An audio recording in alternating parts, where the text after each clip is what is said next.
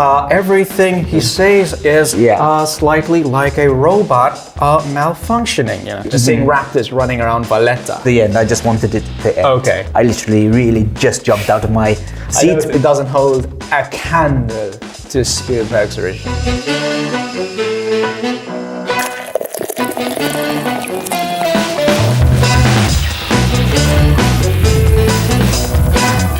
Hi, welcome to Gadgets Film Brew, which is basically a show where we talk about movies and drink beer, essentially. Yes. I'm Bruce, and I'm joined by Ashley, who's a Gadgets social media guru. He's a TikTok superstar.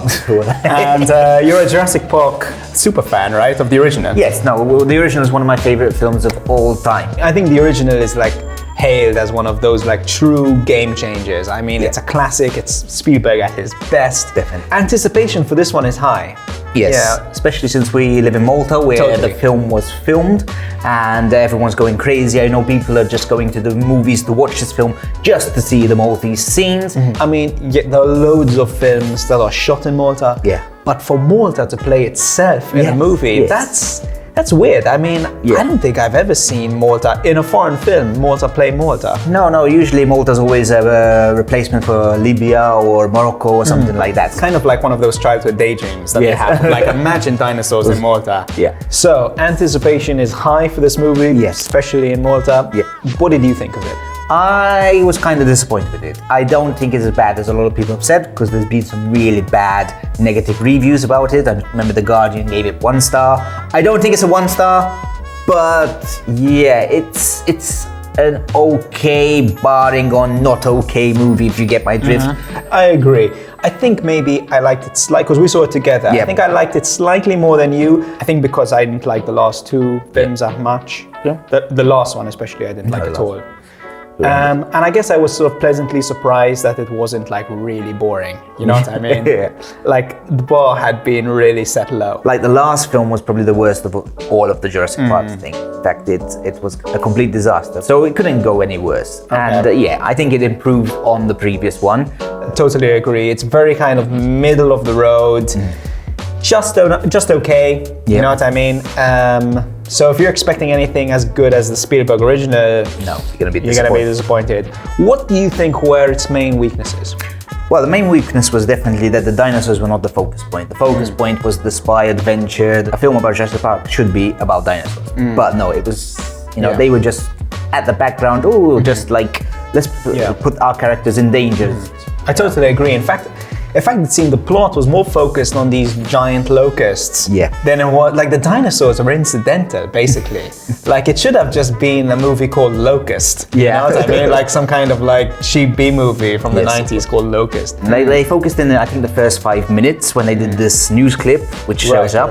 And then barring that, there wasn't any other callback to it. They didn't really worry about the dinosaurs in the world and things like that. They just focused again on the subplot. I think for me, one of the weaknesses is that they bring back the original, 3 leading actors from the first film. So you have Jeff Goldblum, Laura Dern, Sam Neill. And I understand why people are excited by that. It's like nice and nostalgic.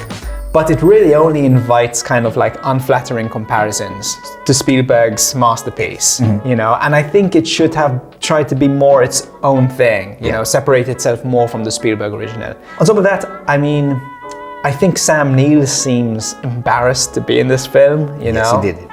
Jeff Goldblum, I feel like he's become a self-parody a little bit. And he played on that. He was going he was doing like all this stuff. Jeff Goldblum, everything he says is slightly like a robot malfunctioning. Also, and I don't like saying this because it's like she's a teen actress, but the girl who plays Maisie, I think it's just a really badly written character. Because she's just doing this kind of like eye-rolling, like angsty teen thing. And we're supposed to really care about her because she's the MacGuffin that everyone is chasing. But I don't know, I just didn't. As I said, I think she was probably her whole character arc and the twist, and that was one of the worst things in the previous film. And unfortunately, because they put it in that film, they couldn't just brush it away. So they had to continue it. I don't think Colin Trevorrow, because this is a film by Colin Trevorrow, who made the first Jurassic World film, and since then he did Book of Henry. I don't think he's a great director of children. If you look at the Book of Henry, like the child performances aren't the best. He can't get it out. Yeah. And strengths? What would you say with the strengths? Strengths, I enjoyed the moments that the dinosaurs were in the movie. I thought that was really good. There was a bit of tension. There wasn't as tension as the original movie, but that's very hard to copy. But there were a few exciting moments, thrilling moments. You think certain characters are going to die. There was some jump scare. There was one that was really, really scary when they were in a tunnel. I literally really just jumped out of my seat because... so yeah, I like the moments when the dinosaurs are in it. It's a good film. When they're not, And you do get lots of dino. Yes, I mean, you get bang for your buck with this movie. I think that's what I kind of liked about it is... okay, we can complain that it isn't as smart as the Spielberg one, it isn't so suspenseful, but you definitely get bang for your buck. Like, if you're just in the mood for big dinosaurs, I mean, you're gonna get a lot of big dinosaurs, And it has a sort of theme park charm to it, I think. It feels like being on the Universal Studios Jurassic Park ride, You're kind of on a roller coaster from one place to the next place, very fast-paced, and, dinosaurs jump out at you. So, I was never bored, let's say, but you were. Yeah, I was a bit. Towards the end, I just wanted it to end. Okay. It was a little long. It was a little long. I agree. Yeah. So now the big question: what did you think? Since we're in Malta, we're based in Malta. We had all the hype of Malta. What did you think of it? Because I've got some thoughts on the Malta. That was definitely. I mean, I don't know if I was American, right? I was just watching this in New York. Whether I would have liked that sequence so much. For me, that was like a thrill. You know what I mean? Because that was like, it made me feel like I was 10 years old again. Just seeing raptors running around Valletta. I also found it really funny how Malta is basically like, Star Wars, there's Mos Eisley in Star Wars. It's hive of scum and villainy, So that I found quite amusing. That was my favorite bit, for sure. I wish it was longer, but, that bit was exciting, edge of your seat excitement. The thing I didn't like personally, which I felt was a bit, iffy, is that there wasn't really any Maltese feel to it. Like you could see Malta, but we didn't hear any Maltese words roughly. We had lots of people not dressed like Maltese. They're sort of, as you said, like Mos Eisley, like they're dressed like people out of Mad Max. You had this illegal thing going on.